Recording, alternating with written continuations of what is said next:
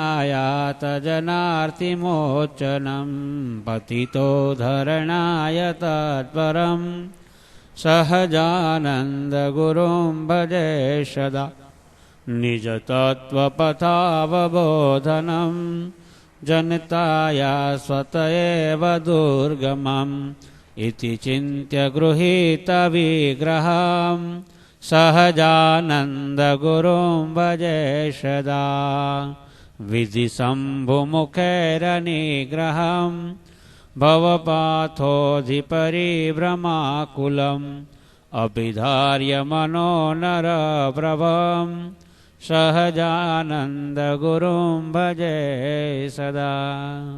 સહજાનંદ સ્વામી મહારાજની જય. આજે 14 વર્ષથી બ્રહ્મવિદ્યા સત્સંગ શિબિરનો આપણે સૌ લાભ માણતા આવ્યા છીએ. આજે આ 15મી બ્રહ્મવિદ્યા સત્સંગ શિબિર વચનામૃત વ્યાખ્યાન માળામાં પહેલેથી જ વચનામૃતો શરૂ કર્યા છે. એમાં 27 વચનામૃત સુધી 14 બ્રહ્મવિદ્યા સત્સંગ શિબિરમાં એ પૂર્ણ થયા છે. હવે આજે 28મું વચનામૃત આપણે આ બ્રહ્મવિદ્યા સત્સંગ શિબિરમાં એનું સરસ રીતે શ્રવણ કરવાનું છે. આ બ્રહ્મવિદ્યા સત્સંગ શિબિર એટલે બ્રહ્મરૂપ થવાની નિશાળ. આપણે જો બ્રહ્મરૂપ થવું જ હોય, વચનામૃતના રહસ્યને જાણવું જ હોય અને માણવું જ હોય તો બહુ સાવધાન થઈને, જેવી રીતે ચકોર પક્ષી ચંદ્રમાની સામે જોઈ રહે છે, એક ક્ષણ પણ ચકોર પક્ષી ચંદ્રમાને જોયા વિના રહી શકતું નથી. અને આવી રીતે ચકોર પક્ષી જ્યારે ચંદ્રમા સામે જુએ છે ત્યારે ચંદ્રમાની જે શીતળતા છે એ ચકોર પક્ષીમાં આવે છે, જેને કારણે ચકોર પક્ષી ધગધગતા ઈંગારાને જો મોઢામાં લે તો એ દાઝતું નથી.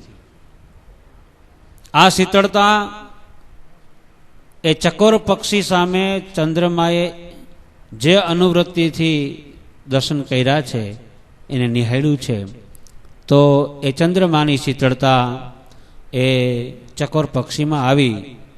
એવી જ રીતે આ બ્રહ્મવિદ્યા સત્સંગ શિબિરની અંદર આપણે બ્રહ્મરૂપ થવું જ છે. આ બ્રહ્મવિદ્યા સત્સંગ શિબિરનો લાભ લઈને જઈએ પછી આ લોકના પંચવિષી જે ધગધગતા ઈંગારા જેવા છે એ આપણને દજાડી ન શકે એવું પાત્ર આપણે આ બ્રહ્મવિદ્યા સત્સંગ શિબિરમાં બનવાનું છે. તો હવે પૂજ્ય સ્વામી આપણને વચનામૃતનું રહસ્યમય જ્ઞાન પીરસ છે. પૂજ્ય સ્વામી.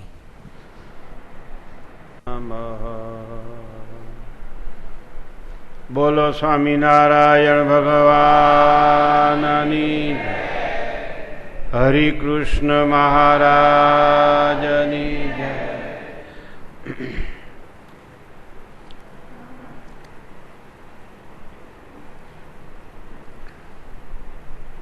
બ્રહ્મવિદ્યા સત્સંગ શિબિર, જેમાં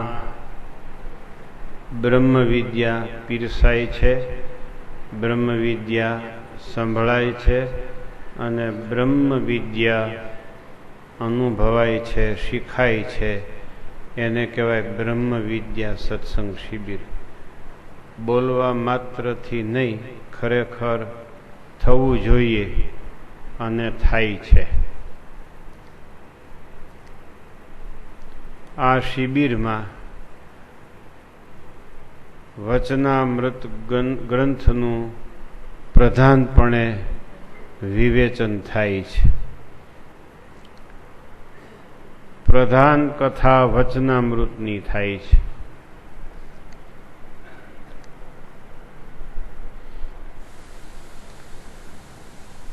શાસ્ત્રો ઘણા છે.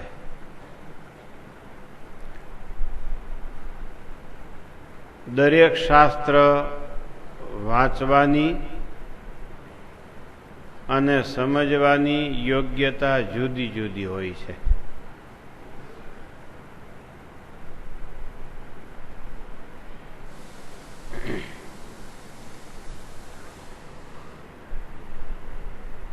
ઘણા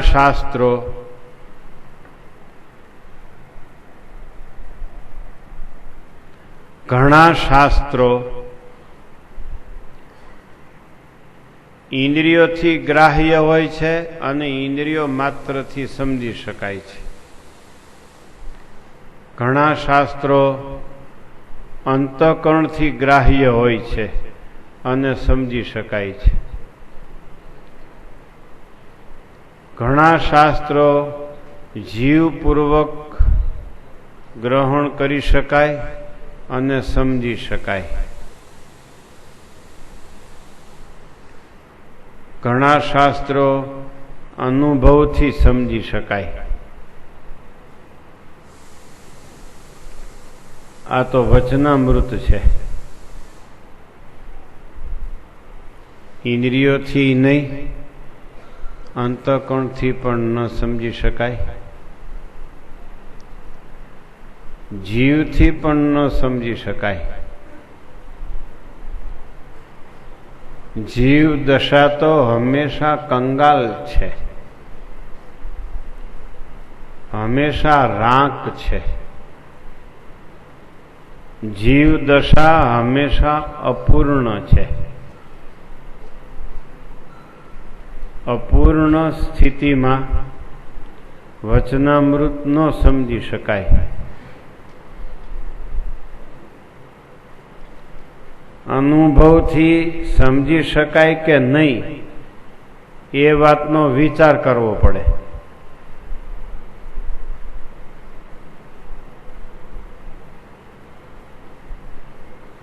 આ છે વચનામૃત સમજવાની યોગ્યતા. પ્રથમ તો સર્વે સંકલ્પ પડ્યા મૂકીને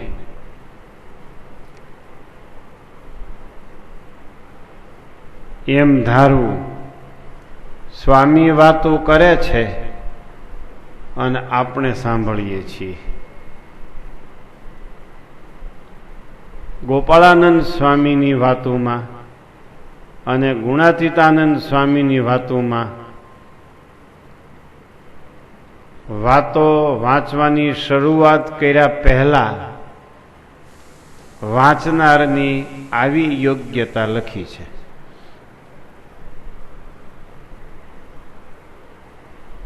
તો આ તો પુરુષોત્તમના વચન છે.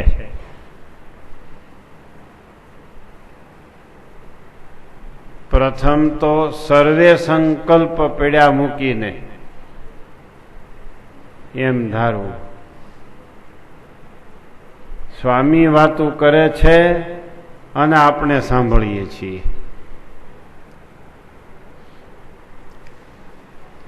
સર્વે સંકલ્પ એટલે કેવા સંકલ્પ?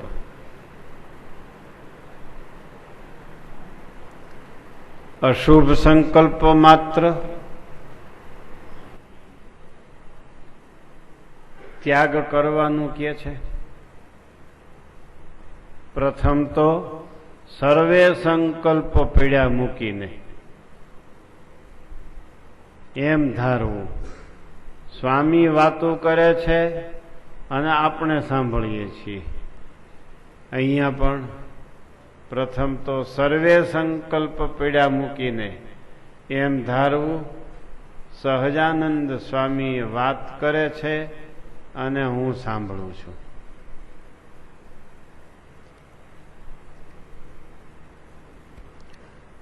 સર્વે સંકલ્પનો અર્થ સમજી શકો પછી જ સહજાનંદ સ્વામી વાતો કરે છે એવો અનુભવ થાય. સર્વે સંકલ્પને પહેલા સમજી શકો સર્વે સંકલ્પ એટલે શું. અને પછી એનો ત્યાગ કરો.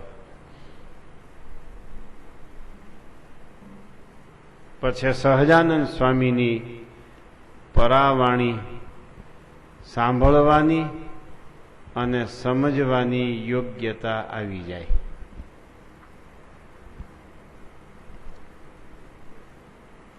આ સંકલ્પ બંધ કરવાની વાતો થાય છે ત્યારે પણ હજુ સંકલ્પો ચાલુ હશે. આ છે સંકલ્પોની શક્તિ. સંકલ્પો બંધ કરવાનો આદેશ થાય છે ત્યારે પણ સંકલ્પની પંક્તિઓ ઉપર પંક્તિ, સંકલ્પની હારો ઉપર હારો ચાલુ જ હશે.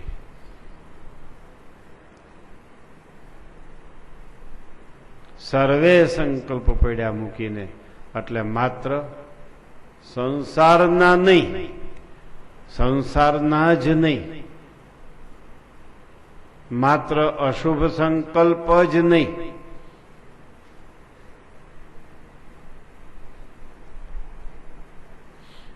સમજાય? માત્ર અશુભ સંકલ્પ જ ત્યાગ કરીને વચનામૃતની વાતો સમજી લઈએ અને શુભ સંકલ્પની ભલે ધાણી ફૂટતી હોય, એ વચનામૃત સમજવાની યોગ્યતા નથી.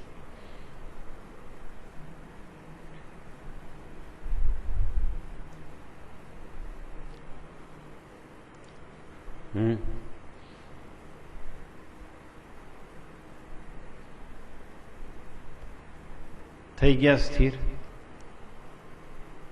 ક્યાં સંકલ્પ બંધ કર્યા? માત્ર સંસારના કે સિવાયના પણ?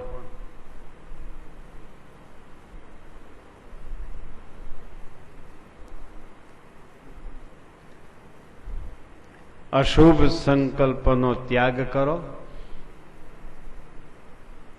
તો અવતારના સ્વરૂપોનું જ્ઞાન થઈ શકે.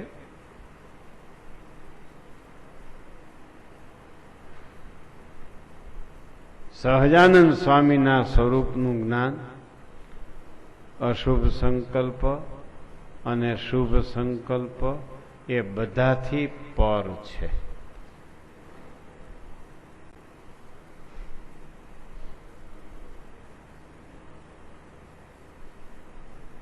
સમજાય? આ વાત માત્ર સાંભળો તોય ઘણું છે. આ વાત તમે સાંભળવા માટેની તૈયારી રાખો છો તો પણ આનું ફળ બહુ મોટું છે, બહુ મોટું છે.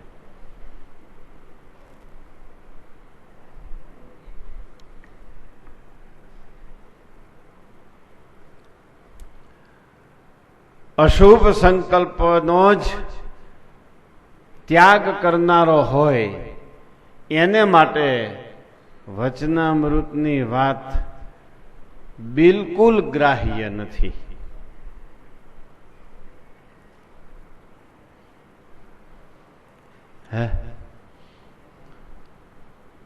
શુભ સંકલ્પનો જ્યારે ત્યાગ કરે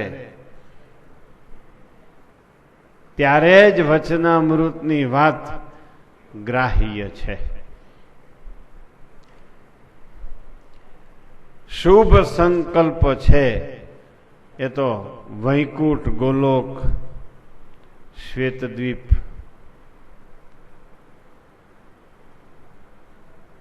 વગેરેની પ્રાપ્તિની ફલશ્રુતિ છે.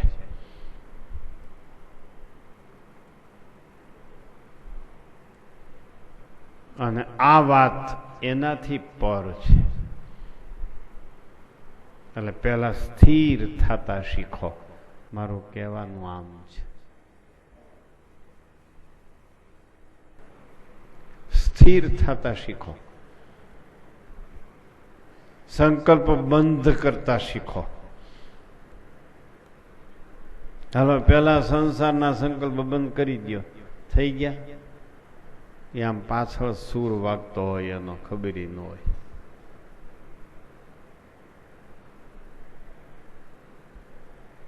મુક્તાનંદ સ્વામી જેવાએ કીધું, રેતીનો ખોબો ભરીને ધાર કરીને કીધું એટલા થાય છે, આપણને બધાને સમજાવવા માટે.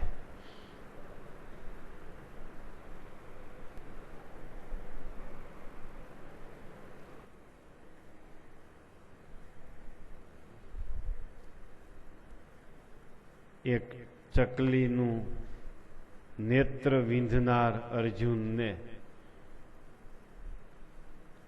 વૃત્તિ કેટલી ટૂંકી કરવી પડી, વૃત્તિઓને કેટલી સંકેલવી પડી, તો સહજાનંદ સ્વામીની પરાવાણી સાંભળનાર હોય એને વૃત્તિઓ કેટલી સંકેલવી પડે સમજી લ્યો.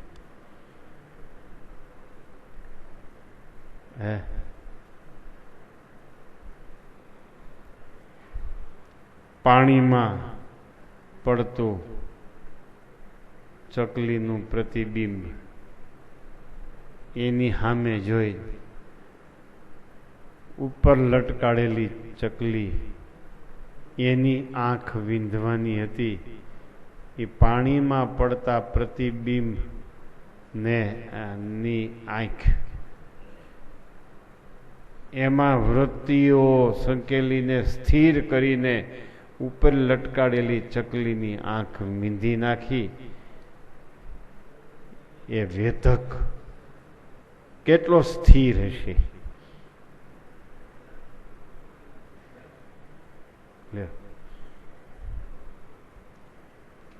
આમાં કેટલી સ્થિરતા જોઈ નક્કી કરી લે.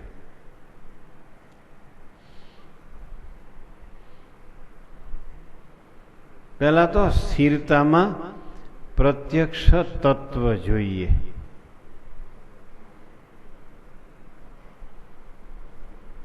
પરોક્ષ તત્વમાં ઇન્દ્રિયોંતકણ સ્થિર નથી થતા.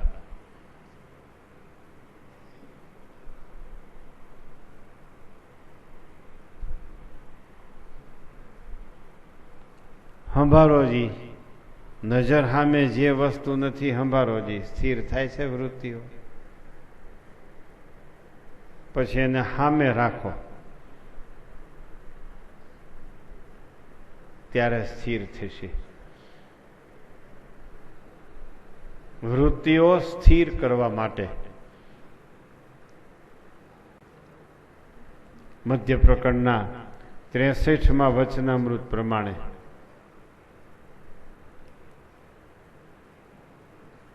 જે પદાર્થમાં તમારે તમામ વૃત્તિ સંકેલીને પરોવી દેવી છે એ પદાર્થ પ્રત્યક્ષ જોઈએ, પરોક્ષ નહીં. પછી શુભ હોય યા અશુભ હોય.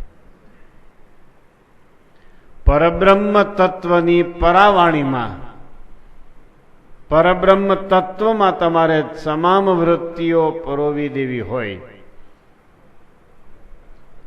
અને ઊંચામાં ઊંચી સ્થિતિને પામવું હોય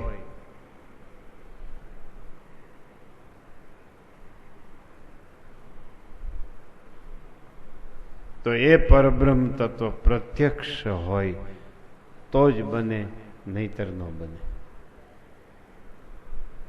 એટલે અહીંયા કે છે સહજાનંદ સ્વામી બોલે છે અને હું સાંભળું છું. આવી ભાવના કરો જી. ગઢપુરનું વચનામૃત વંચાય છે માની લ્યો, પ્રથમનું 28મું. હું ગઢપુર ગયો છું, લીંબ વૃક્ષ નીચે સભા થઈ. સંત હરિભક્તોની સભામાં હું જઈને બેસી ગયો છું. મહારાજ બોલે છે અને હું સાંભળું છું. બીજું બધું ભૂલી જાઓ.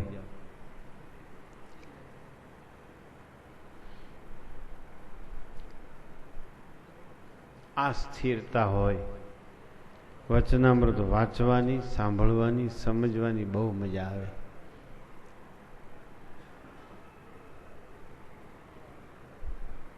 માટે સર્વે સંકલ્પ પડ્યા મૂકીને સહજાન સ્વામી સિવાય બીજા સાધનોના, સહજાન સ્વામીના ધામ સિવાય બીજા ધામના, સહજાન સ્વામીને પ્રસન્ન કરવાની ઈચ્છા મૂકીને બીજા સ્વરૂપોને પ્રસન્ન કરવાની ઈચ્છાના, સહજાન સ્વામીના દર્શન મૂકીને બીજા સ્વરૂપોના દર્શન કરવાની ઈચ્છાના, સહજાન સ્વામીને પામવા સિવાય બીજાને પામવાની ઈચ્છાના, આ બધા સંકલ્પોને બંધ કરીને સંસારના સંકલ્પોને તો અહીં હોય જ નહીં. એ તો મીનડીઓ ભગત છે, મીનડીઓ.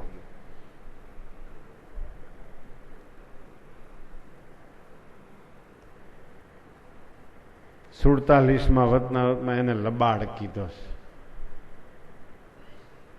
શીશનું અને ઉદરના પોષણમાં જેને આસક્તિ છે એ લબાડ છે. લબાડ શબ્દ વાપર્યો છે. એ તો કૂતરા જેવો છે. એનું તો સ્થાન જ નહીં આ સભામાં. સહજાનંદ સ્વામી સિવાય એના તેજોમય સ્વરૂપો છે એની ઈચ્છા હોય એવા સંકલ્પો પણ છોડવા પડે એમ પ્રથમનું 9મું વચનામૃત કહે છે. સહજાનંદ સ્વામીના જ તેજોમય સ્વરૂપો છે. અન્ય ધામમાં, અન્ય સ્થાનમાં એને જોવાની શુભ ઈચ્છાઓ, એને પામવાના શુભ સંકલ્પો એ પણ છોડે. ત્યારે આ પરાવાણીમાં જે સહજાનંદ સ્વામીનું મૂળ સ્વરૂપ છે, મૂળ શક્તિ છે, મૂળ સામર્થ્ય છે, પૃથ્વી ઉપર વિચરણ કરતું સહજાનંદ સ્વામીનું સ્વરૂપ જે મૂળ સ્વરૂપ છે એ સ્વરૂપનું રહસ્ય જાણ્યામાં આવે, નહીતર ન જાણ્યામાં આવે. આનું નામ સર્વે સંકલ્પ પડ્યા મૂકીને. બંધ કરતા શીખો, બંધ કરતા સંકલ્પ બધાય. હું માલ છે. ક્યાં સંકલ્પ?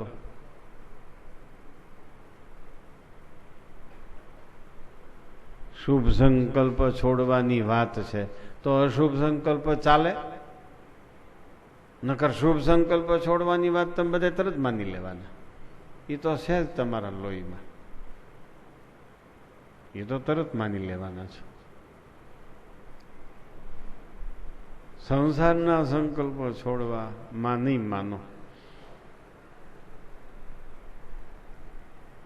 આજે એક બિચારો યુવાન ખરેખર ઓમતો છે.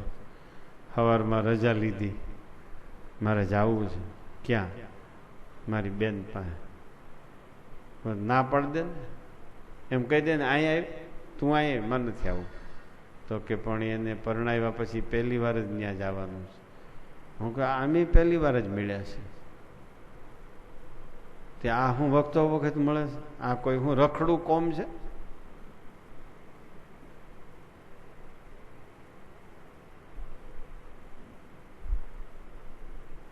કા આ હું કોઈ રખડું છે? માં હું વંથલી પીપળાના ઘઉં પતી ગયા હતા, હમણાં અહીંયા ધામા નાખ્યા છે. કા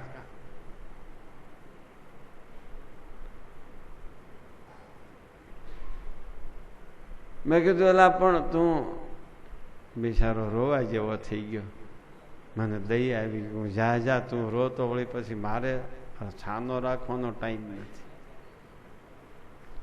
ભાગવા માંડ. કેવી આસક્તિ છે જુઓ તો. હા, એ તો યુવાન છોકરો તો. આ ગઢા તો ઓહો હો.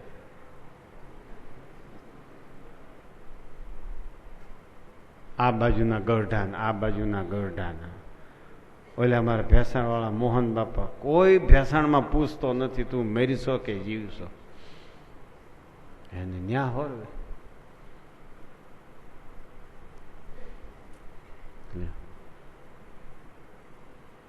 આ સંસારની આસક્તિ ભાઈ હાથ જોડાવી દો. પેલો તો યુવાન હતો,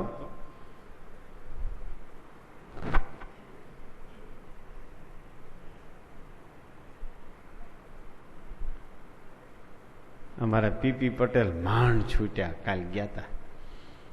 એમના બેન અમેરિકાથી આવ્યા, ત્યાં આખું કુટુંબને આમ આખી જિંદગી સુધરી ગઈ, આખા કુટુંબની, બધા હગાઉની આખી જિંદગી સુધરી ગઈ. એના બેન અમેરિકાથી આવ્યા, તે આને લેવા જવાના હતા એરપોર્ટ, એટલે આ ભાઈ એરપોર્ટ લેવા ગયા.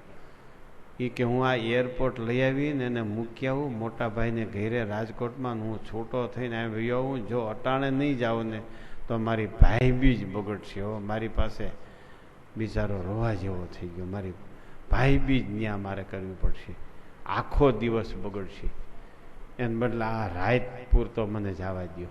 આ જુઓ તો ખરા, આ હા હા હા હા હા હા હા હા હા, આવા ત્રાસવાદી તત્વો વચ્ચે તમે જીવો છો અને ત્રાસવાદી તત્વો વચ્ચે રહીને તમે અક્ષરધામમાં જવાની વાતો કરો છો. શાબાશ છે તમને, શાબાશ છે. હો આવા ત્રાસવાદી તમારી બહેનનું દીકરીયું થયું રાક્ષસણી જેવી.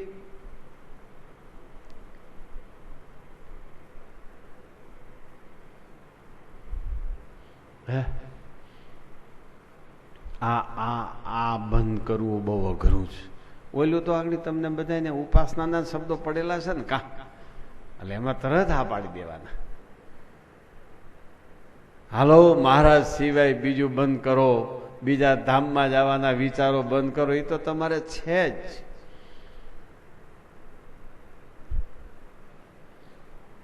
આનું શું થશે? એ દુબઈ વાળા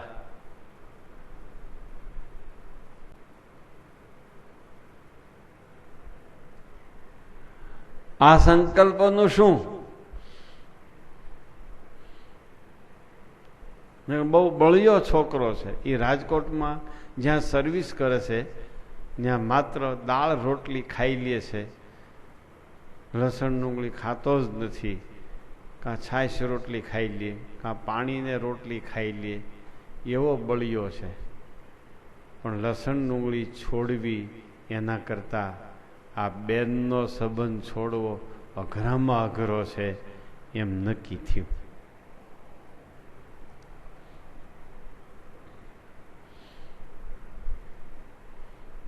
ના જે પડવો ને એ બધા ભેગા થાય ને વચ્ચે ટીપાઈ મૂકશે ને ચારે બાજુ ખુરશીઓ મૂકશે અને ચા આવશે ને બધા ચા ચાટશે,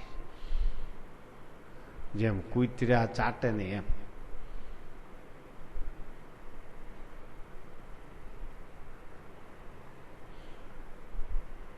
પછી નાસ્તાની ડીશું આવે, પછી બેહે કા.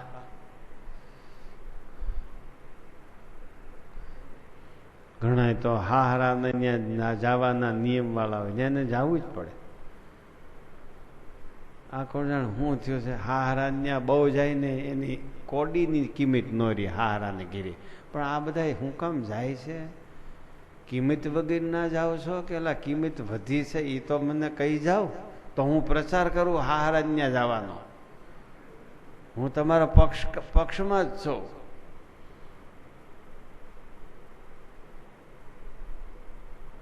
વારંવાર સસરાને ત્યાં જાઓ ને તમારી કોઈ કિંમત ઘટે, પણ તઈ હું કામ જાઓ છો? ઘટે છે તો અહીં અમારા સૌરાષ્ટ્રમાં તો સસરાને ત્યાં જવામાં પેટ્રોલ વગરના વાહનો વયા જાય, લાઇટ વગરના વાહનો અંધારે અંધારે પૂગી જાય. એટલે તમારા ગુજરાતમાં ભાલમાં કેમ છે?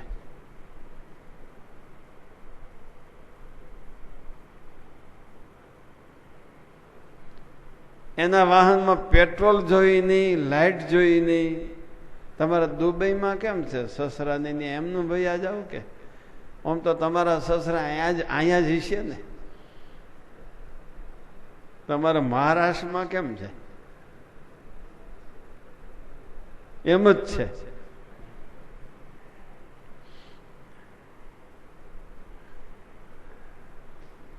પેલા મામાજી બોલતા, હવે મામા જ મીંડા બોલવા. ઘરવાળીના મામા હોય એને મામાજી કયો ને. હવે મામાજી નહીં, મામા જ થઈ ગયા. ઓલો હગો મામા વયો ગયો. મમ્મી ને પપ્પા, એના પપ્પા મમ્મી ઈ જ આના પપ્પા ને મમ્મી. આ પપ્પા મમ્મી તો હળી ગયા. કા હગા મા બાપ હળી ગયા.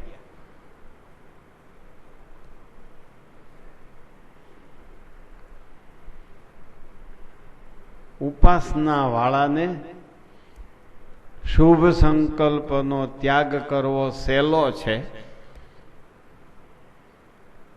અશુભ સંકલ્પનો ત્યાગ કરવો કઠિન છે.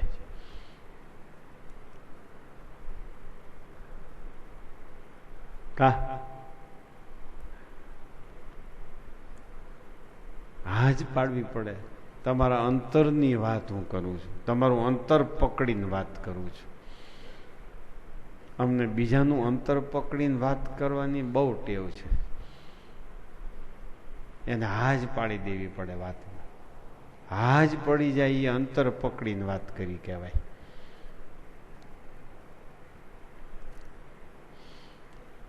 શું સમજ્યા? વચનામૃતને સાંભળવાની સમજવાની યોગ્યતા માટે સંકલ્પ બંધ કરતા શીખો મારા ભાઈ.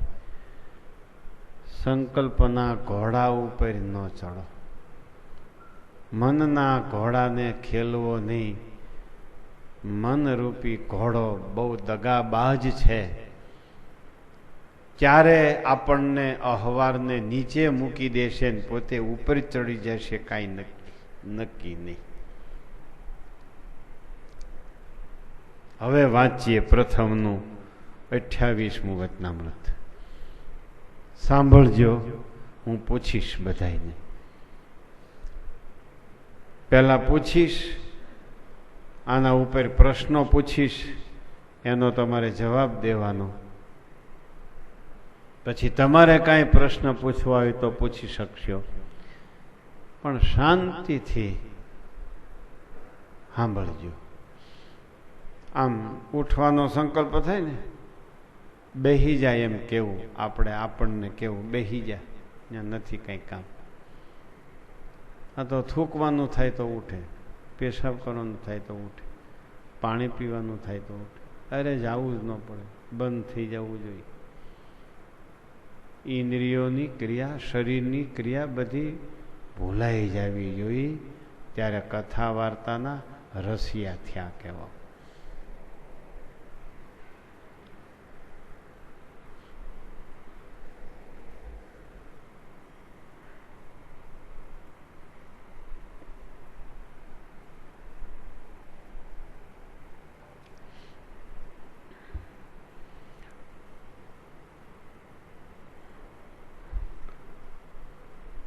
સ્વામિનારાયણ હરે, સ્વામિનારાયણ હરે. વચનામૃત જ્યારે વાંચો ત્યારે આ સંક્ષિપ્ત મંગળાચરણ ખાસ કરવું જોઈએ. નંદ સંતોની પરંપરામાંથી, દાસ સંતોની પરંપરામાં આ મંગળાચરણ પ્રચલિત છે. કેટલું? સ્વામિનારાયણ હરે, સ્વામિનારાયણ હરે. સંવત 1876ના પોષ સુધી 14ને દિવસ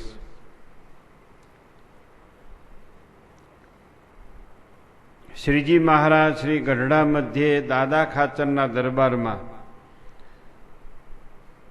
શ્રી વાસુદેવ નારાયણના ઓરડાની હારે જે ઓરડો, તેની ઓસરીએ ઢોલિયા ઉપર વિરાજમાન હતા અને સર્વે શ્વેત વસ્ત્ર ધારણ કર્યા હતા અને પોતાના મુખારવિંદની આગળ સાધુને જમવાની પંક્તિ થઈ હતી. પોતાના મુખારવિંદની આગળ મુનિ તથા દેશ દેશના હરિભક્તોની સભા ભરાઈને બેઠી હતી. એમ દરેક વચનામૃતમાં છે. આ વચનામૃતમાં શું આવ્યું? પોતાના મુખારવિંદની આગળ સાધુને જમવાની પંક્તિ થઈ હતી. તે સમયે શ્રીજી મહારાજ બોલ્યા છે, આને કહેવાય કથા વાર્તાનું વ્યસન. સભા થાય ત્યારે માંડ માંડ 15 મિનિટ વાતો કરીએ, શ્રીપતિ શ્રીધરમ પૂરું થાય અને ચાલો કથા વાર્તા થઈ ગઈ. એ વ્યસન નથી. 5 વાર કથા કરતા હોઈએ કદાચ, એ વ્યસન નો કહેવાય કથા વાર્તાનું. જમવાની પંક્તિ થઈ, એમાં શ્રીજી મહારાજે ઉપદેશ ચાલુ કર્યો છે.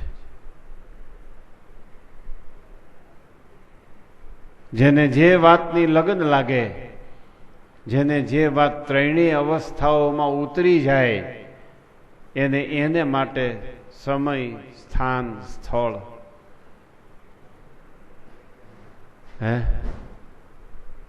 ઋતુ, નિરોગીપણું કે રોગીપણું, સન્મુખ જાણીતા બેઠા કે અજાણ્યા બેઠા છે, સામે વૃદ્ધ છે, યુવાન છે કે બાળક છે, એવો કાંઈ વિવેક રહેતો નથી. ત્યારે એને એની લગન લાગી કહેવાય. અહીંયા શ્રીજી મહારાજ પોતાને કથા વાર્તાની લગન લાગી એવું દર્શન કરાવે છે. સંતોને જમવાની પંક્તિ થઈ. તે સમયે શ્રીજી મહારાજ બોલ્યા, જે સત્સંગી સત્સંગમાંથી પાછો પડવાનો હોય તેને અસદ વાસનાની વૃદ્ધિ થાય છે.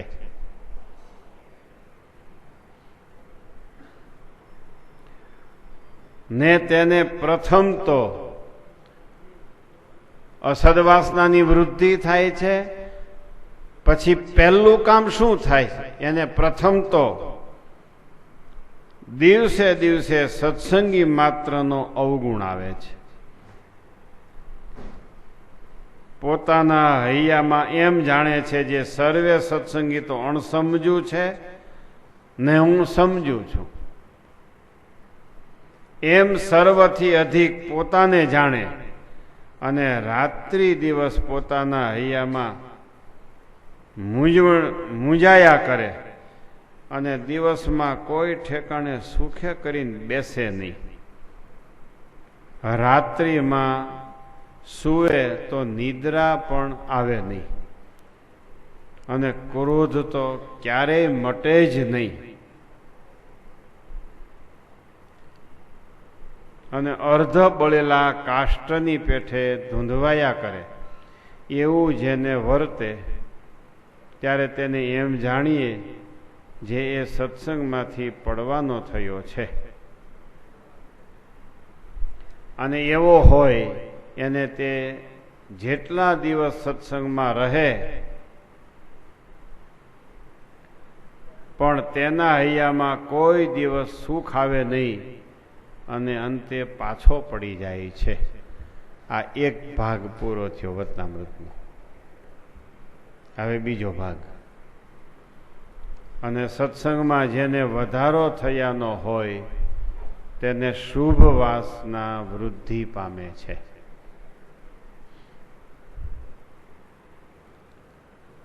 આગળ જે ભાગ આવ્યો એનાથી વિરુદ્ધ શબ્દોનો બીજો ભાગ છે. અને જે સત્સંગમાંથી અને જેને સત્સંગમાં વધારો થયાનો હોય તેને શુભ વાસના વૃદ્ધિ પામે છે. ત્યારે તેને દિવસે દિવસે સત્સંગી માત્રનો હૈયામાં ગુણ જ આવે અને સર્વે હરિભક્તને મોટા સમજે ને પોતાને ન્યૂન સમજે ને આઠો પહોર તેના હૈયામાં સત્સંગનો આનંદ વર્ત્યા કરે. એવા લક્ષણ જ્યારે હોય ત્યારે જાણીએ જે શુભ વાસના વૃદ્ધિ પામી છે. અને તે જેમ જેમ વધુ વધુ સત્સંગ કરે તેમ તેમ વધુ વધુ સમાસ થતો જાય અને અતિશય મોટપને પામી જાય એવી રીતે શ્રીજી મહારાજ વાત કરીને જય સચ્ચિદાનંદ કહીને પોતાને આસને પધાર્યા. ઇતિ વચનામૃતમ પ્રથમ પ્રકરણનું 28મું વચનામૃત થયું.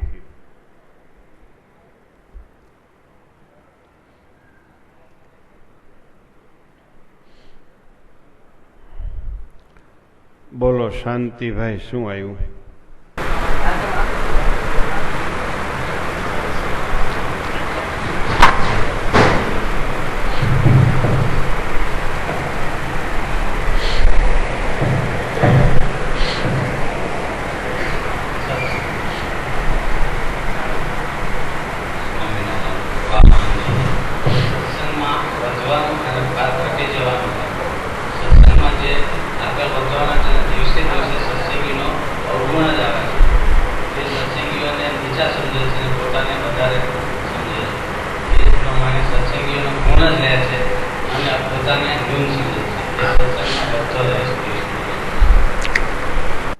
બેસી જાઓ.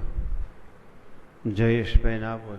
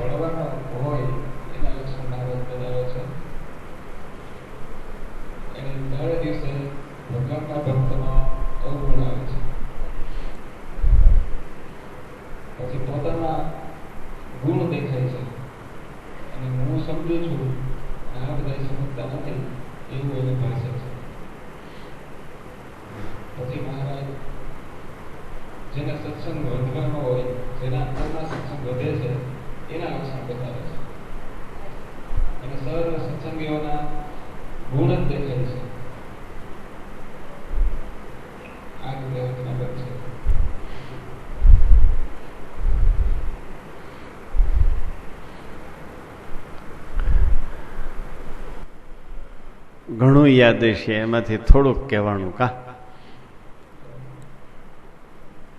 આ સભાનો એ દાબ છે, સભાની આ દિવ્યતા છે.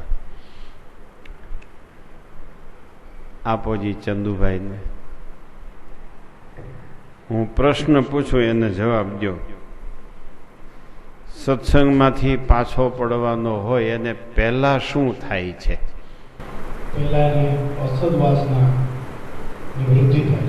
પહેલા અસદ વાસનાની વૃદ્ધિ થાય છે. પછી શું થાય છે? પછી દિવસે દિવસે સત્સંગીનો અવગુણ આવે છે. સત્સંગી માત્રનો એ કોઈ કોરો રાખે નહીં. સત્સંગી માત્રનો એટલે દરેક સત્સંગીનો અવગુણ આવે છે. પછી અડધો પડેલા કાષ્ટની જેમ ધૂંધવાયા કરે છે અને રાત્રિના એને ઊંઘ પણ આવતી નથી અને ક્રોધ એને ક્ષમતો નથી.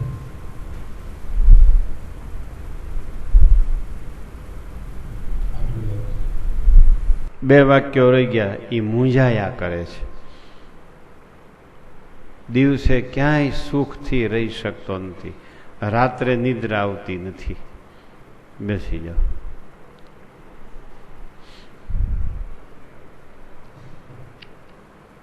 આપો રમેશભાઈને. સત્સંગમાં વધવાનો હોય એને પહેલા શું થાય છે?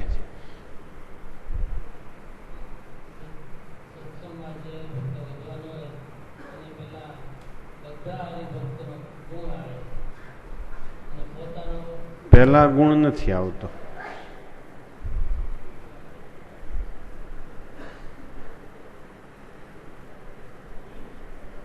ઘટવાનો હોય એને પહેલા શું થાય છે?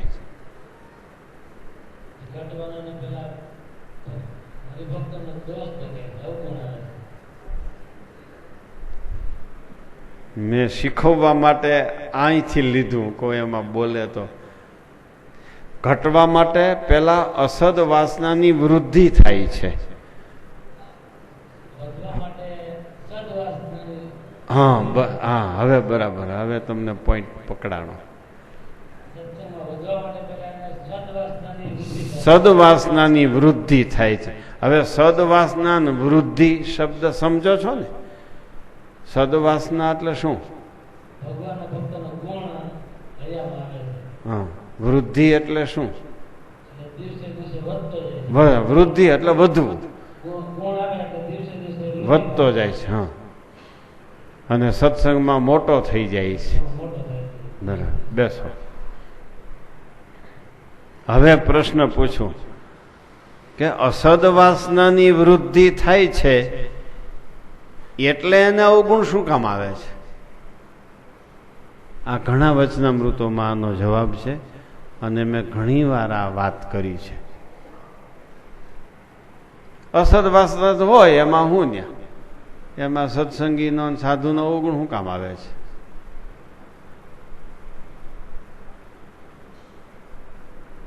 જરૂર શું અવગુણ લેવાની? શું કામ અવગુણ આવે છે? પ્રથમ તો અસદ વાસનાની વૃદ્ધિ થાય છે, પછી સત્સંગી માત્રનો અવગુણ આવે છે. કેવા શબ્દોથી? હું સમજું છું, આ કોઈ સમજતા નથી, બધાય બઘા જેવા છે. આમ શા માટે થાય છે? આનો જવાબ કોઈ આપી શકશે?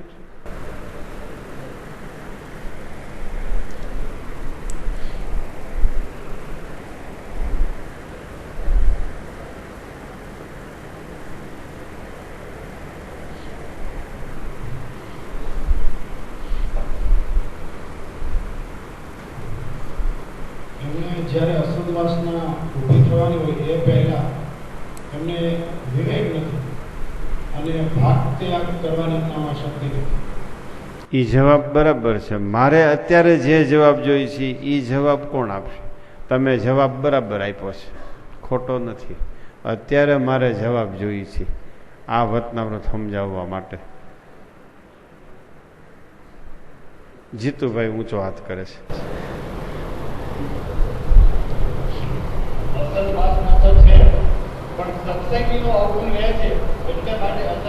પણ એને સત્સંગીનો અવગુણ શું કામ લેવો જોઈએ? એના પોતામાં અવગુણ છે ભલે ને હોય, પોતે સત્સંગી નથી એટલે સત્સંગીનો અવગુણ લે. તમને સત્સંગીનો અવગુણ આવે છે તો તમે પાકા સત્સંગી.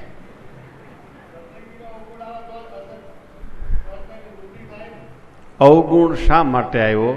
અસદ વાસના વૃદ્ધિ પામી એટલે અવગુણ આવ્યો એમ નથી. અસદ વાસનાની વૃદ્ધિ પામી એ અસદ વાસના એમાં દેખાણી છે, એમાં નથી. આમાં સૂક્ષ્મ વિચાર છે. આ વિચાર સાક્ષાત સવિતામાં આપ્યો છે. સત્સંગી માત્ર અરીસા જેવા છે. આ સાધુ અરીસાને ઠેકાણે છે. આ બધાય અરીસા છે. અરીસામાં આપણે મોઢું જોઈએ એટલે અરીસામાં ડાઘ દેખાય. એ મોઢાનો ડાઘ છે કે અરીસાનો છે? કયો કેનો ડાઘ છે? મોઢાનો ડાઘ છે, અરીસાનો નથી. આપણા મોઢાના ડાઘનું પ્રતિબિંબ અરીસામાં પડ્યું છે. મહારાજ આ એટલા માટે કે છે પ્રથમ એને અસદ વાસના વૃદ્ધિ પામે છે, પછી અવગુણ આવે છે. એટલે પોતાનો અવગુણ બીજા ભક્તમાં પ્રતિબિંબ રૂપે દેખાણો છે, અને એમ માને છે કે આમાં અવગુણ છે, મારામાં નથી.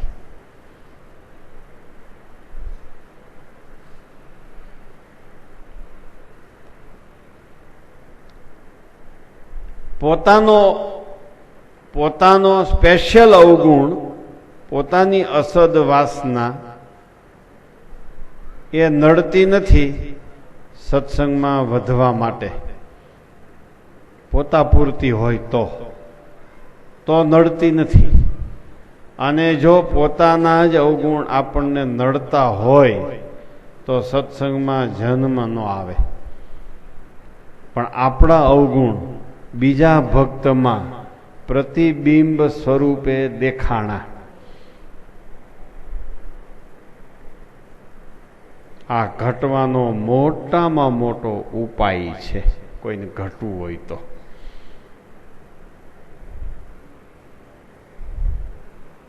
અને ધૂંધવાયા કરે.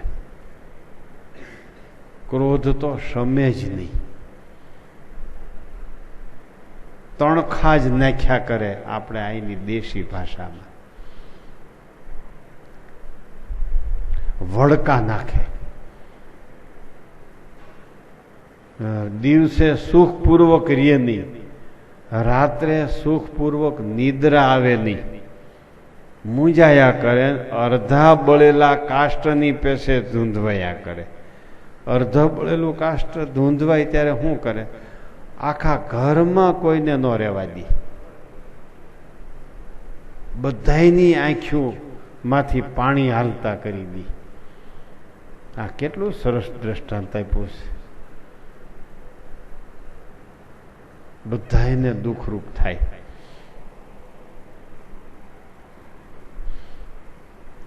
સમજાય છે? આપણો દોષ કલ્યાણમાં નડે છે એના કરતા આપણો દોષ બીજામાં પ્રતિબિંબ સ્વરૂપે દેખાણો અને એનો છે એ દોષ એમ માની લઈ એ જ કલ્યાણના માર્ગમાં મોટામાં મોટું વિઘ્ન છે.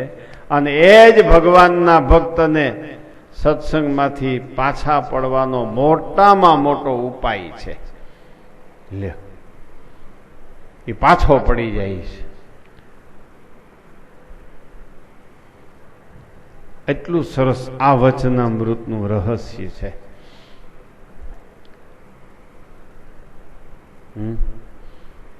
દોષ બધા આપણા છે, ગુણ બધા સત્સંગના છે. હું મારી વાત કરું તો આ બધું આવડ્યું એ સત્સંગમાં આવ્યા પછી આવડ્યું. પહેલા તો કાંઈ આવડ્યું નહોતું. પેશાબ કરતા શીખ્યું નથી. મા બાપે સગા સંબંધીઓએ થૂકતા શીખ્યું નથી. જ્યાં બેઠો હોય ત્યાં જ થૂ થૂ કરતો હોય. જુઓ તો ખરા, હું મારી જ વાત કરું તો અહીં સત્સંગમાં આવ્યા પછીના ગુણ છે. અવગુણ સંબંધીઓએ સાથે આપેલા છે. એ અવગુણ ભગવાનના ભક્તમાં દેખાય એટલે સત્સંગમાંથી પાછો પડે છે.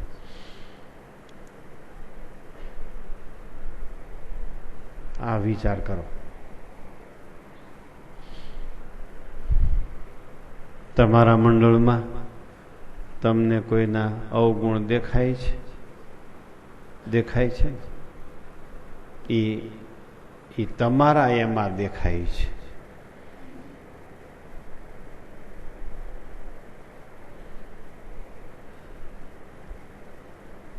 તમારા એમાં દેખાય છે. સાંભળજો બરાબર. એનામાં નથી. અને તમારા એમાં દેખાણા એ જ કલ્યાણમાં વિઘ્ન. તમારા પૂરતા રાખો તો કલ્યાણમાં વિઘ્ન નહીં આવે.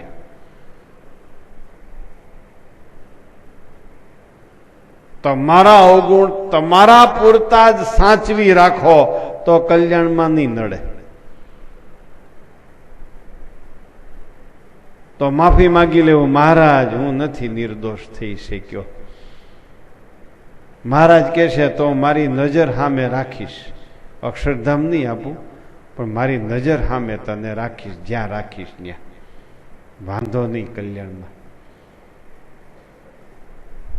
અને આપણા અવગુણ બીજામાં દેખાણા. એને નાળ કાપતા ગળું કાપી નાખ્યું છે. એટલી જ ભૂલ કરી છે, વધારે ભૂલ નથી કરી.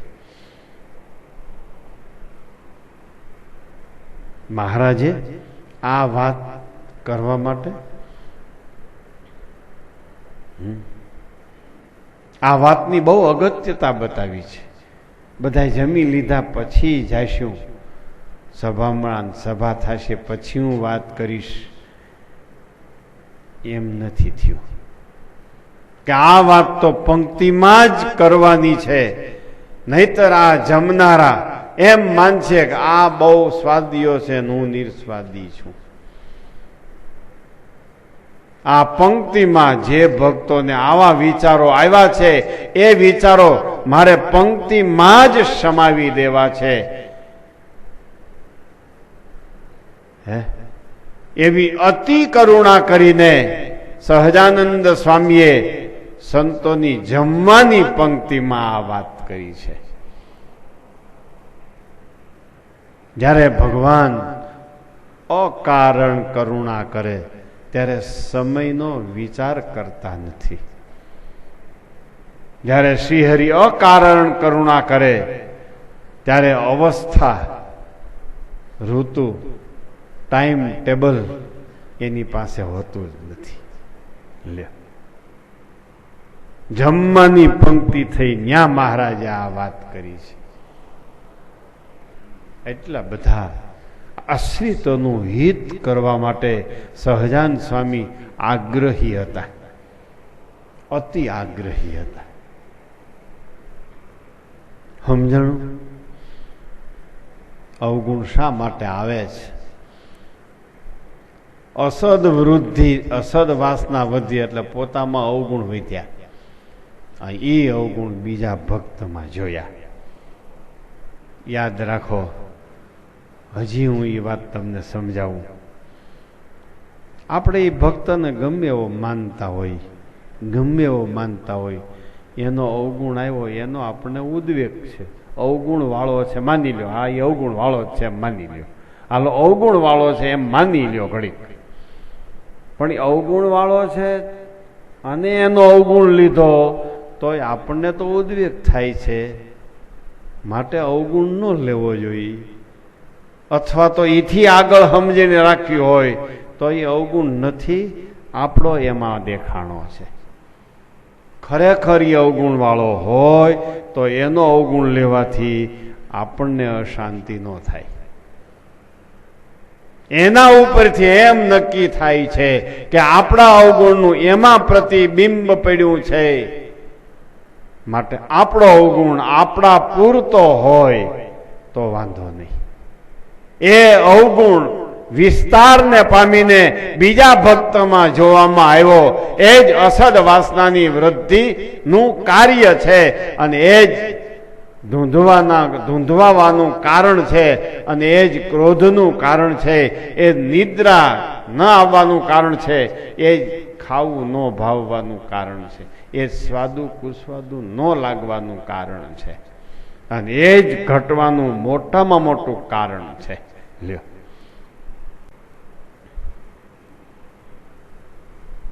વિચારી લ્યો, અનેક ગામના ભક્તો બેઠા છે. તમારા ગામમાં સત્સંગ મંડળો ચાલે છે.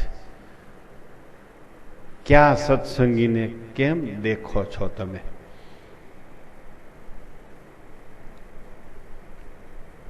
એ પ્રમાણે તમારું આખું સત્સંગ મંડળ વૃદ્ધિને પામશે.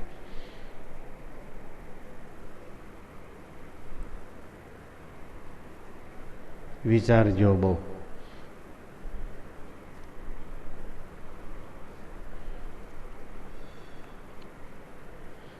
નક્કી કરી લ્યો તમારા ગામમાં સત્સંગ મંડળ કેવું છે, બીજા ગામમાં કેવું છે.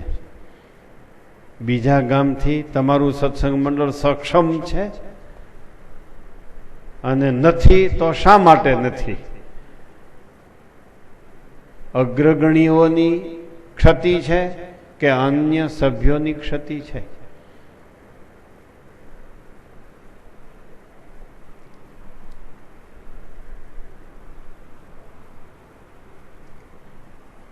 સમજાય છે?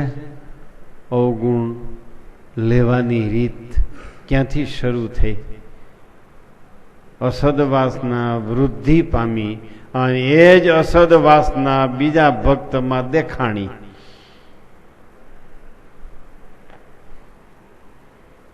આપણા દોષ સામું સહજાનંદ સ્વામીએ જોયું હોત તો સત્સંગમાં જન્મ જ ન આવ્યો હોત. નક્કી કરી લ્યો, આપણા દોષ સામું એને જોયું જ નથી. બીજામાં દોષ દેખાય છે એ જ મોટામાં મોટું વિઘ્ન છે કલ્યાણમાં. એમ આ સંતોને જમવાની પંક્તિના વચનામૃતમાં સહજાનંદ સ્વામી કહે છે.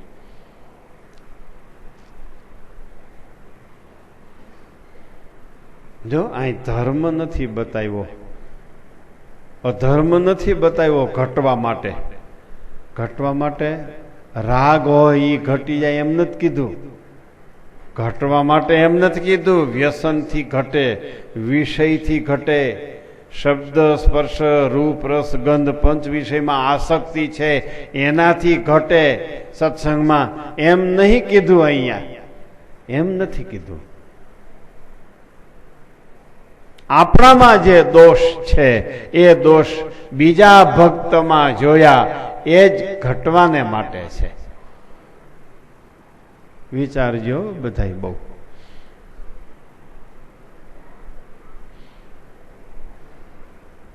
બધાય નક્કી કરો કેવી રીતે તમે સત્સંગ મંડળો ચલાવો છો, કેમ ચલાવશો.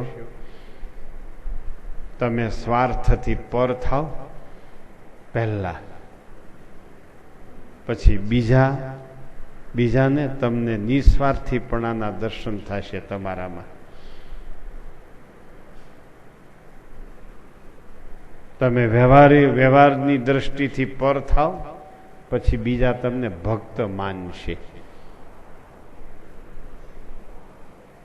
અને તમે વ્યવહારની દ્રષ્ટિથી પર થઈ ગયા અને પછી કોઈ તમારો અવગુણ લે તો એનામાં પોતામાં વ્યવહારની દ્રષ્ટિ છે, એનું પ્રતિબિંબ તમારામાં પડ્યું છે એટલે તમારો અવગુણ લીધો છે. પછી તમારે નિર્ભય રહેવાનું કે હું તો નિર્દોષ છું. એ અવગુણ લે છે એ તો એને કમતીએ કરીને અવગુણ લે છે. જો સ્વાર્થની વાત ક્યાંય ન આવવી જોઈએ. તમારે સત્સંગ મંડળ વધારવું હોય તો. મને તો એ પસંદ જ નથી. સ્વાર્થની વાત, વ્યવહારની વાત, બહુ અતિ ડાપણની વાત, અતિ વિવેકની વાત, ખોટે ખોટા વિવેકની વાત, એ તો પસંદ જ નથી મને હાવ. જેટલું કરો એટલું સત્ય વિવેક બતાવો, ખોટો વિવેક ન બતાવો. એ તો હોય તમારે વેવાઈમાં. એમ હાજે કહી દીધું હોય કે મારે કાલ એમ બહાર ગામ જવું છે, તો ઓલો વેવાઈ સમજી ગયો હોય કે આને જવું છે, સવારમાં રજા લે તોય આવડો આ પાછો એમ કે ના ના રોકાવ. હવે હાજે તો કહી દીધું છે જવાનું, હવે હું કામ ડાપણીઓ થાય. બેને આવા તો મને દીઠા ગમતા નથી. હા, ખોટે ખોટા વિવેકે મને જરાય ન ગમે. હાજે તો તમે કહી દીધું છે મારે બારી જવું છે એટલે ઓલે વહેલી બસ પકડી, તોય આવડો આ બસમાં બેસી જાય ત્યાં સુધી કે તો એ રોકાઈ ગયા હોત તો સારું હતું.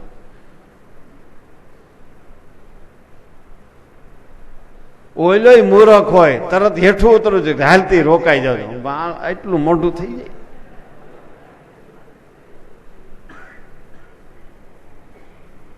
મોઢું એટલું થઈ જાય તરત.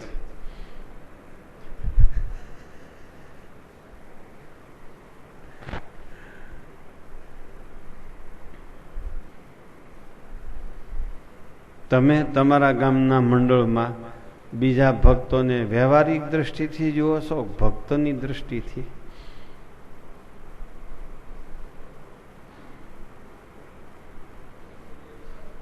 હે,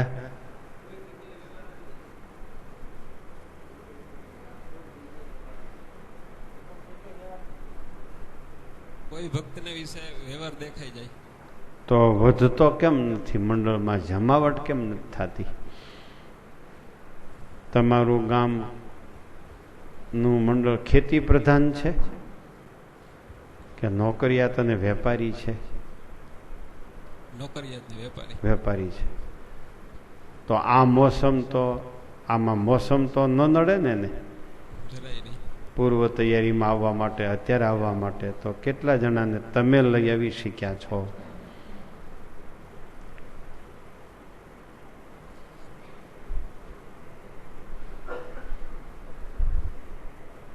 તમારી નિરોગી દ્રષ્ટિ છે તો કેમ સત્સંગમાં જમાવટ ન થાય? તમે સમય નથી આપી શકતા, નિરોગી દ્રષ્ટિ છે, સમય ન આપી શકતા હો તો એમ બને. અગર તો તમારી નિરોગી દ્રષ્ટિને બીજા સમજી ન શકતા હોય તો એમ બને.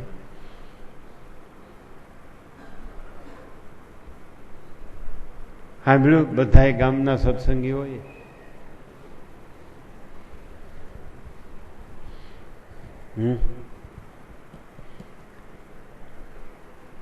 બહુ સરસ વાત આવી.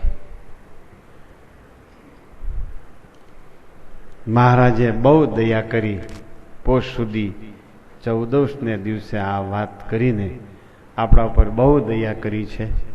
વાસુદેવ નારાયણના ઓરડાની સાથેનો ઓરડો એની ઓસરીએ વિરાજમાન છે, એટલે એ ઓરડાની આગળ વિરાજમાન થયા છે. ઓસરી તો એક જ છે, ઓસરી તો એક જ છે, પણ વાસુદેવ નારાયણના ઓરડાની જોડે જે ઓરડો છે એની આગળ વિરાજમાન છે, એટલે એની ઓસરી આગળ ઓસરી. અને સંતોને જમવાની પંક્તિ થઈ. મહારાજ ઓસરીમાં બેઠા છે ને સંતો ઓસરીમાં જમવા બેઠા છે. અને ઓસરીમાં ન બેઠા પછી નીચે લીંબ વૃક્ષ નીચે ફળિયામાં બધે સંતોની પંક્તિ થઈ છે. પીરસનારા પીરસે છે અને મહારાજ બધાયના અંતરને ઓળખે છે, અંતરને જોતા જોતા વાત કરે છે. કોઈને થયું છે કે આ તો બહુ ખાધોડકો, ના તો બહુ સ્વાદ્યો, પીરસનારાને થયું છે આ બધું ખાઈ જાય તો આપણી પાછળ રહેશે કે નહીં રહે, હું આવું કંઈ થયું છે પંક્તિમાં. એને થયું હોય કે ન થયું હોય, પણ આપણે તો બીજાને આવા જ જોઈએ છે, આવા જ દેખીએ છીએ.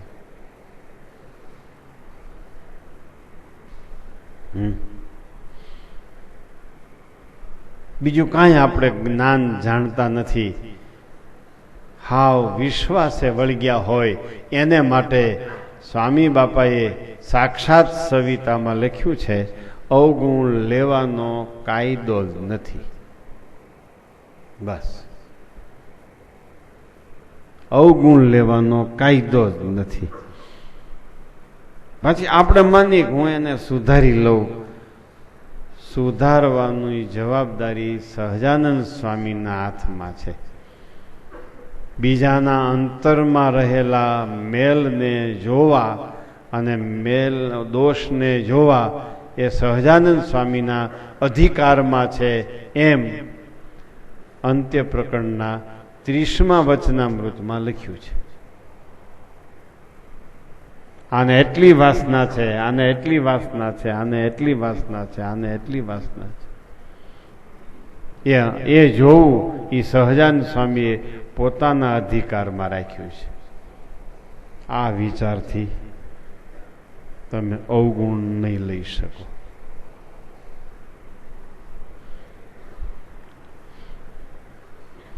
એમ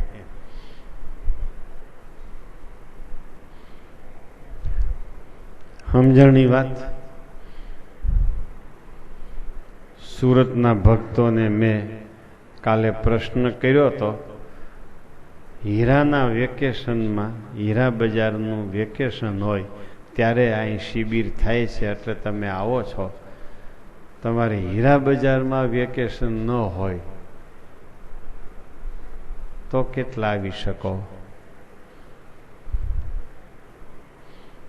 એને એમ થતું હોય કે અમે જાજામાં જાજા આવી છીએ. એ વિચાર ટાળવા માટે મેં આ પ્રશ્ન કર્યો છે. આ વતનામૃત ઉપર જ હું વાત કરું છું. એને એમ થતું હોય કે અમે ઝાઝા આવ્યા, બીજા ગામના તો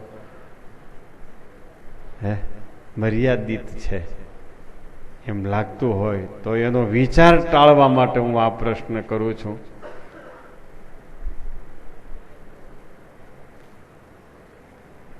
કે હીરા બજારમાં વેકેશન ન હોય ત્યારે જો શિબિર રાખી હોય તો તમે કેટલા આવી શકો? એમાં પછી શું થાય તમને ખબર છે? અમુક જણા શેઠને આધીન હોય એટલે એ ન આવી શકે.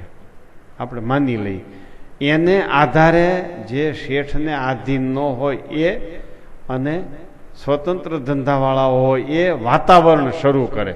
અમને શેઠ રજા ન દે, અમને શેઠ રજા ન દે, અમને શેઠ રજા ન દે, આવું વાતાવરણ જમાવે ન આવવા માટે.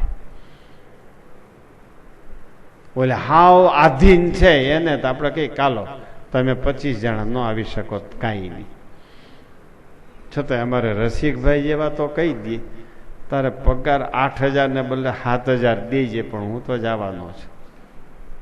રસિકભાઈ જેવા કહી દે તારા 1,000 રૂપિયા નથી જોતા.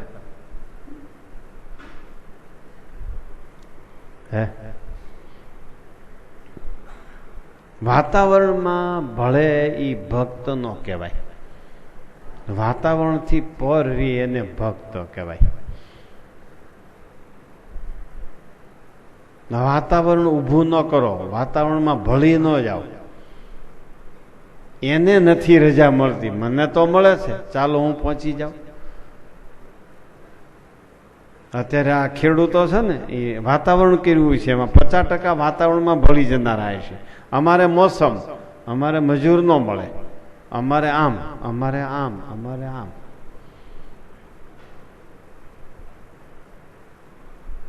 વાતાવરણમાં ભળે એને ભક્ત ન કહેવાય. યુગ સાથે કદમ મિલાવે એને સંત ન કહેવાય.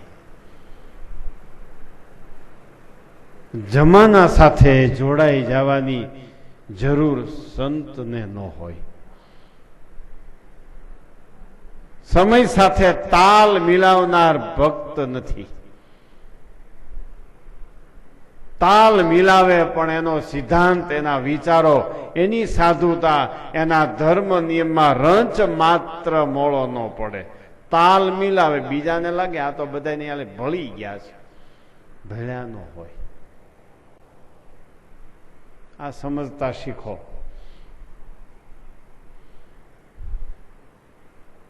પંચ વિષયના પ્રવાહો ચાલ્યા જાય એમાં ઇન્દ્રિયોને ભેળવી દેવા એ ભક્ત નથી, એ ભક્તિ પણ નથી, એ ભ્રષ્ટવાળો છે.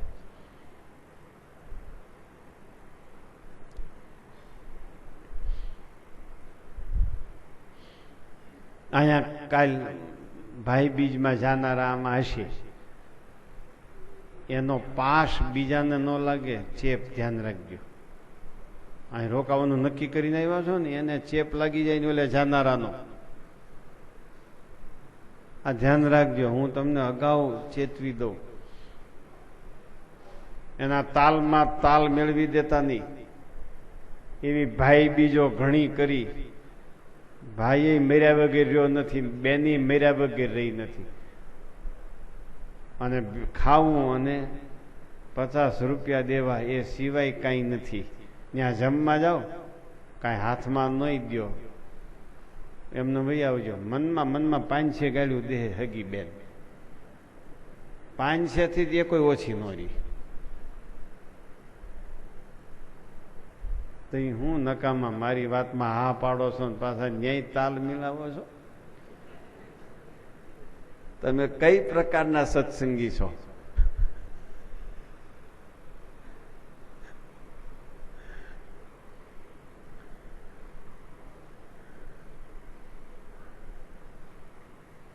હું સાંભળ્યું આ ભાઈ તમારે વ્યવહાર પ્રધાન બહુ છો મનસુખભાઈ, બહુ વ્યવહાર પ્રધાન છે.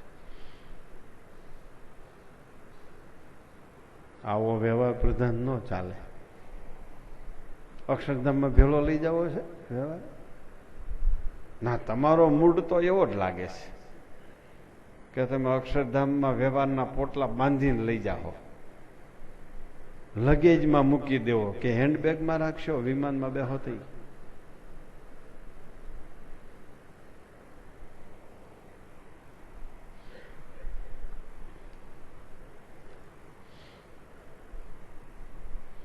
સાંભળ્યો? આ ખુરશીધારીઓ, ચેરમેનો, આ ચેરમેન, આ બાજુના ઓલી બાજુના ચેરમેન, સાંભળો છો? એ ઘરડાઓ હવે પાછા વળો, તમારું કાંઈ કિંમત નથી. તમે માથે પડતા ન્યા રહ્યો છો, કાંઈ દોકડાની કિંમત નથી તમને તમારી ન્યા.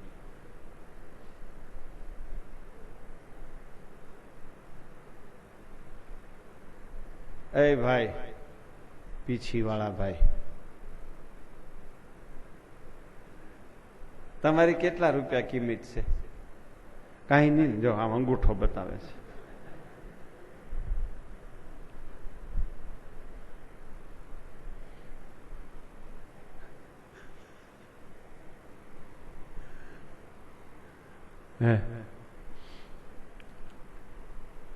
આ બધા વ્યવહારની આસક્તિઓ આપણી છે, એ બીજામાં દેખાય છે. એ જ ઘટવાનો મોટામાં મોટો ઉપાય, અને એનાથી જ ભક્ત ઘટે છે સત્સંગમાં.